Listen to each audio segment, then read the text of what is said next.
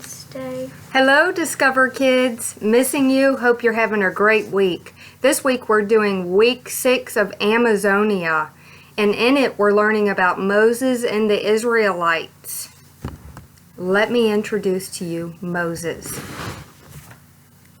The Israelites were living in Egypt. They looked weary because they were working as slaves for the Egyptians, but God had a plan for them that was much better than being a slave in Egypt. That's where a man named Moses came in. God told Moses to lead his people out of Egypt and into the promised land. The Israelites were set free. They followed Moses into the wilderness, but getting to the promised land took longer than you might think. Does anyone know how long it took? 40 years is how long it took before they entered the land. That's a long time to wander in the desert. Even though his people were wandering through the wilderness for 40 years, God never left them or forgot about them. In fact, he was always with them and always protecting them every step of the way.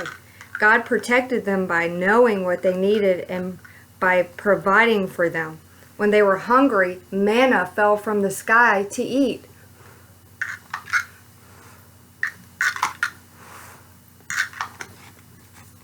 One time when they were thirsty, God told Moses to strike a rock, and water came out for them to drink. Even though God protected the Israelites and gave them everything they needed, many of them complained to Moses. They even said they would rather be slaves again in Egypt than be stuck out in the desert. Hearing the people grumble all the time must have been frustrating for Moses. He wanted them to be thankful for all that God was doing and looking after them. When Moses felt discouraged, he went to a quiet place to talk to God.